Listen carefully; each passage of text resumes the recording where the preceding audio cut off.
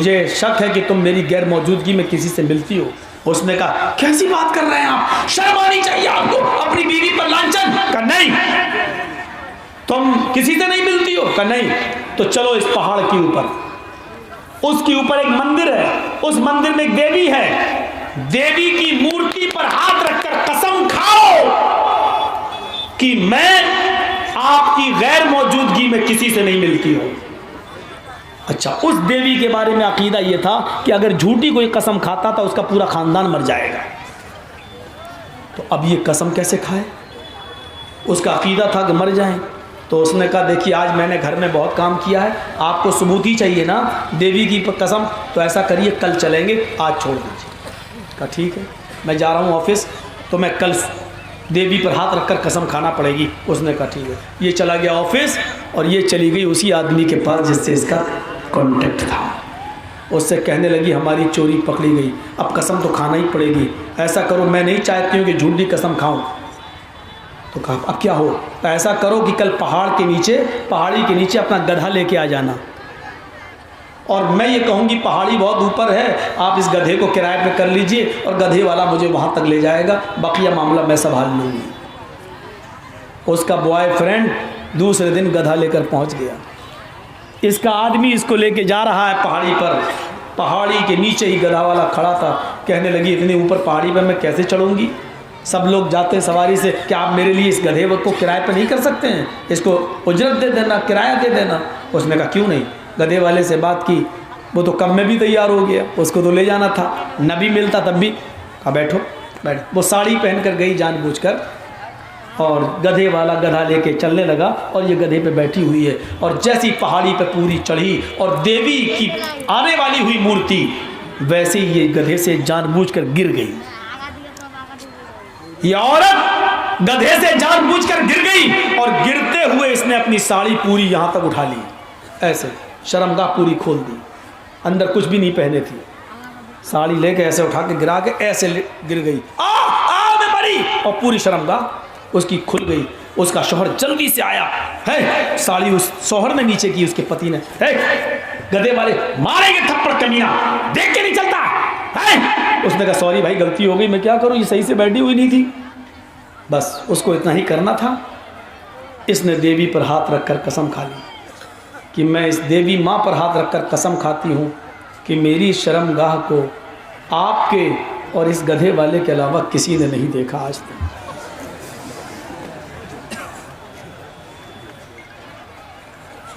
आज तक मेरी शर्मगाह को आपके और इस गधे वाले के अलावा किसी ने नहीं देखा। उसने सोचा गिरते हुए आज इसने देख लिया, इसलिए बोल रही है, ठीक है। उसको भी यकीन हो गया, इसकी भी कसम हो गई, काम भी हो गया, ऑफिस में उसका जाना आना रहा, इसका घर में आना जाना रहा। औरतें कितनी माहिर होती हैं आज सीख लो। ये सोच रही होंगी बैठी हुई कि मौलवी तो हमारे बाहर जाने के रास्ते बंद कर रहा है, करूँगा, तुम हमें बद्दुआ दो, हमें तुम्हारी बद्दुआ से डर नहीं लगता। आज जो समाज में ये जो हालात हो रहे हैं रेप के और इनकाउंटर तक नौबत पहुंच रही है, ये तुम्हारी बेपर्दगी का वो वाहिद नतीजा है, व्हाट्सएप और फेसबुक पर चलाने का नतीजा है। आज यहां तक नौबतें पहुंच रही हैं। एक और औरत थी, आदमी ने शादी कर ली, अल्लाह मेरी जल्दी शादी करा दो, सीधा सादा था बेचारा, शादी कर ली, अल्लाह मुझे जल्दी बेटा दे दे, मुझे बेटा देगा मैं मौलवी बनाऊंगा, हाफिज बनाऊंगा। अल्लाह ने 3 ही महीने में बेटा दे दिया। खुश है अल्लाह मेरी, सुन ली। बाहर निकला, लोगों ने कहा पागल है, सुन ली, क्या सुन ली? 3 महीने में भी कोई बच्चा पैदा होता है? अरे मैंने दुआ मांगी थी अल्लाह से। अरे दुआ मांगी थी अल्लाह से तो क्या मतलब? अब दुआ मांगो अल्लाह मेरे बेटे को जवान कर दे तो कल ही कर देगा क्या? तो क्या हुआ? कहा तुम्हारी बीवी ने 3 महीने में बच्चा पैदा किया। 3 महीने में होता ही नहीं है, 9 महीने में बच्चा होता है। अच्छा 9 महीने में होता है। गया अपनी बीवी के पास, उतारी चप्पल, मारा 2-3। वो कहती क्यों मार रहे हैं, क्या बात है, गलती तो बताओ। क्या गलती है कि बच्चा 9 महीने में होता, तूने 3 महीने में क्यों पैदा किया? तू बच्चा लगे उसने कहा अल्लाह तूने मुझे कैसा आदमी दे दिया, ये तो हिसाब जोड़ना भी नहीं आता है, इसको तो मैथ ही नहीं आती है, ये 9 महीने को 3 महीना बोल रहा है। वो कहता 9 महीने में हुआ है? का बीवी कह रही 9 महीने में, गांव वाले कह रहे, मोहल्ले वाले 3 महीने में, अल्लाह मैं किसकी मानूं? बीवी बोलती तो हिसाब क्यों नहीं जोड़ लेते हो? का जुड़ा हिसाब कैसे हुआ 9 महीने में? तो कहा कि बताओ मेरी शादी तुमसे हुई, मेरी शादी तुमसे हुई, उसको कितना महीना हुआ? का 3। का और तुम्हारी शादी मुझसे हुई, उसको कितना महीना हुआ? का 3। का 3 महीना मेरी शादी का, 3 महीना तुम्हारी शादी का, 3 कितना हुआ? का 6। का बच्चा कितने महीने के बाद हुआ? का 3। का 6 और 3 कितना हुआ? का 9। का देखो हुआ ना 9 महीने के बाद बच्चा। आदमी कहता हाँ यार बात तो ठीक है, 3 महीना मेरी शादी का, 3 तेरी शादी का, 3 3 6, 3 महीने बाद बच्चा 9। अरे मरने दो कमीनों को, अल्लाह ने जल्दी दे दिया इसलिए कर रहे हैं, मरने तो नहीं बीबी तुम ठीक हो, रखो फिर ऐसी बीवी, आज़ादी दोगे और तो यही सब दिन देखना पड़ेंगे, यही सब दिन आपकी बीवियां भी आपको पहाड़े पढ़ाएंगी। जा रही सहेली के पास, ये पता लगाओ सहेली के पास जा रही है कि सहेला के पास जा रही है, ये पता आप लगाओ अपनी बेटियों पर। ओफो आ गया यार, तसव्वुर करो हजरत मरियम जिन्होंने आगे चलकर बगैर शौहर के ईसा को पैदा किया, ये मरियम मस्जिद के मेहराब में बैठी हुई, जकरिया इनकी किफालत कर रहे हैं, इनकी परवरिश कर रहे हैं, और कहां बड़ी हुई? मस्जिद के मेहराब के अंदर। हजरत जकरिया एक दिन मरियम से मिलने मेहराब में आते हैं, मस्जिद के अंदर आते हैं, तो मरियम के पास ऐसे फल देके जिसका मौसम नहीं है। भाई सेब का मौसम में सेब आता है, हर चीज का एक मौसम होता है, आम के मौसम में आम का मौसम नहीं। हजरत जकरिया देख रहे हैं कि इस फल का तो मौसम नहीं है, लेकिन मरियम के पास ये फल आ गए हैं। फौरन क्लास ले ली, अन्ना लके हाजा, आए मरियम यहां कौन आता है कौन जाता है, ये तेरे पास फल कहां से आए? आए मरियम इस फल का मौसम नहीं है, बेमौसम फल तेरे पास कौन ला रहा है, ये किसने दिए? मेरे कौम के जवानों सुनो, 80-80 साल के बुजुर्गों सुनो, जिनके पास 1 बेटी 2 बेटी 3 बेटी 4 बेटी 5 बेटी 6 बेटियां, सुनो, जिनके घरों में बेटियां, और अगर तुम उनके बाप हो तो सुनो, उस औरत से सवाल किया जा रहा है जिसकी पाक दामनी का ऐलान अल्लाह ताला ने आपसे किया है, जिसके पाक और साफ होने का ऐलान अल्लाह ने किया है। सूरह मरियम के अंदर अल्लाह ने मरियम को पाक साफ करार दिया, लेकिन ऐसी नेक औरत से भी पूछताछ हो रही है, ऐसी नेक और शरीफ औरत से भी उसका सरपरस्त, उसका गार्जियन सवाल कर रहा है, ये बेमौसम फल तेरे पास कहां से आए? तुम अपनी बेटी से सवाल कर सकते हो, मैंने तो तुझे मोबाइल नहीं दिलाया, ये तेरे पास एंड्रॉइड मोबाइल कहां से आया? मैंने तो इसमें 399 का जो अब 444 का हो चुका है, ये रिचार्ज कूपन मैंने नहीं डलवाया था, ये तेरे मोबाइल में कहां से आया है? मेरे और तेरे भाइयों के नंबर मोबाइल में थे, ये राकेश, सुरेश, ये अमजद, ये अकरम, ये शमशुद्दीन, ये इकरामुद्दीन, इनके नंबर तेरे मोबाइल में कहां से आए? ये व्हाट्सएप को मैंने लोड करके नहीं दिया, तू व्हाट्सएप चलाती है, किससे बातें करती है? फेसबुक पर अपनी आईडी बनाई हुई है, ये किससे बातें करती है? मेरे भाइयों, ये आपकी बाप होने की हैसियत से जिम्मेदारी बनती है, कभी आपने अपनी बेटी की क्लास ली? तुम घर से 3 किताबें लेके निकली थी, घर में वापस आई हो तो ये किताब तुमने किससे ली है?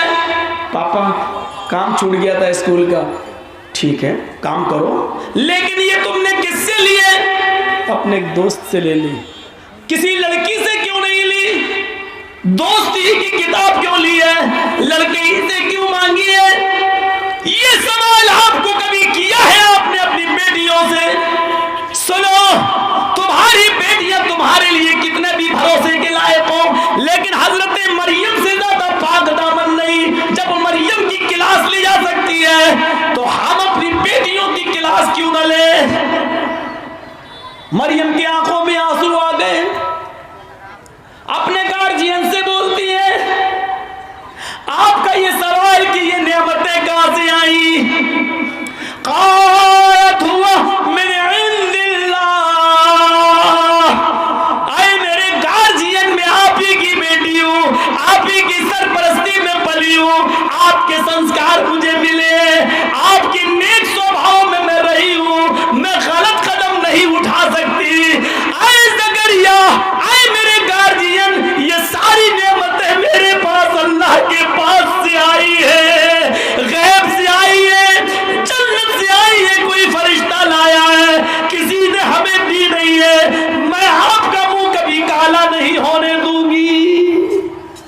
ये मरियम जवाब दे रही हैं। क्या आपकी बेटियां ये जवाब दे सकती हैं आपको कि अब्बू या पापा, मैं आपका मुंह काला नहीं होने दूंगी,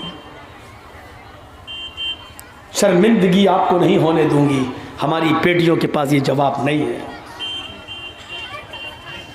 ये हिसाब किताब हमें खुद करना है, अपनी बेटियों की जिम्मेदारी। ये बाहर टहल रही हैं, टहल कैसे रही हैं? आपका यहाँ बैठना मौलाना जर्जीस के जबान से निकलने वाली कुरान और हदीस का सुनना यहाँ इतना जरूरी नहीं था जितना जरूरी आपका यह था कि आपकी बहन, आपकी बेटी जलेबी कैसे खरीद रही है, चूड़ी कैसे खरीद रही है। आपका जरूरी यह था कि आप अपनी बेटी को पकड़ के लाते और जलसेगाह में औरतों के पिंडा में बिठाते और बाहर नहीं घूमने देते, आपको सवाब मिलता। जर्जीस की तकरीर सुन ली और बेटी आपकी घूमती रही, आपकी नेकी आपके मुंह पे मार दी गई है और बेटी के घूमने का अजाब आपके मुंह पर, आपके ऊपर और डाल दिया गया है। यह एहसास है आपको? मौलाना बड़ी सख्त तकरीर हो रही है, होगी सख्त। होम्योपैथिक दवा से अब इलाज नहीं हो रहा, ऑपरेशन करना पड़ रहा है, करना पड़ रहा है। सीता जी ने को भगा के ले गया रावण है, तो सीता जी का चेहरा उनके छोटे भाई राम ने, लक्ष्मण ने नहीं देखा था। नथुनी मिली, कहा मैं नहीं पहचानता, मेरी भाभी सीता नाक में पहनती थी, मैंने आज तक अपनी भाभी का चेहरा नहीं देखा। भाभी का, हिंदू धर्म में भी देवर और भाभी का पर्दा है। अल्लाह के रसूल के पास एक औरत आई, और सुनो, नबी के पास एक औरत आई और आकर कहती है, अल्लाह के रसूल मैं मस्जिद में नमाज पढ़ने जाती हूँ। सुन लो, ऐसा वाक़या शायद आपने न सुना हो, सुन लो, आज तुम्हें पर्दा बताऊं, औरत का पर्दा इस्लाम में क्या है। एक औरत अल्लाह के रसूल से कहती है, अल्लाह के रसूल मैं मस्जिद में नमाज पढ़ने जाती हूँ। आपने कहा जा सकती हो।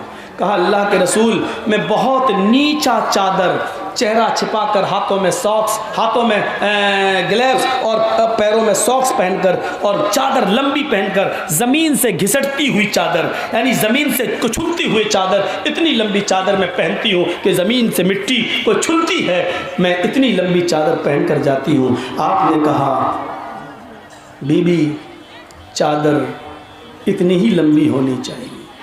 कहा अल्लाह के रसूल कभी कभी रास्ते में गंदगी पड़ी होती है, पेशाब और पायखाना पड़ा होता है। सुनो, कभी कभी रास्ते में पेशाब और पायखाना पड़ा होता है। अरे अल्लाह के रसूल क्या मैं पेशाब और पायखाने को क्रॉस करने के लिए ये पड़ा है, मैं उसको फांदना चाहती हूँ, क्रॉस करना चाहती हूँ।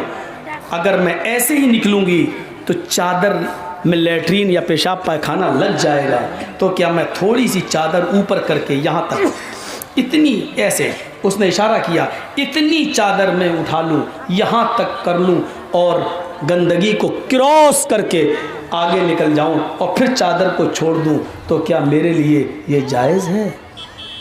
अल्लाह के रसूल ने कहा तुम चादर क्यों उठाओगी, ज़मीन पर लग रही है, लगने दो, तुम दाएं से निकल जाओ, तुम थोड़ा सा बाएं हो जाओ, पूरी सड़क चौड़ी होती है। कहा अल्लाह के रसूल गलियों से गुजरना पड़ता है, गलियां तंग होती हैं, और दाएं से गुजरूं तो इधर मर्द बैठे होते हैं, बाएं से अगर गुजरूं तो उधर भी मर्द बैठे हुए होते हैं। मैं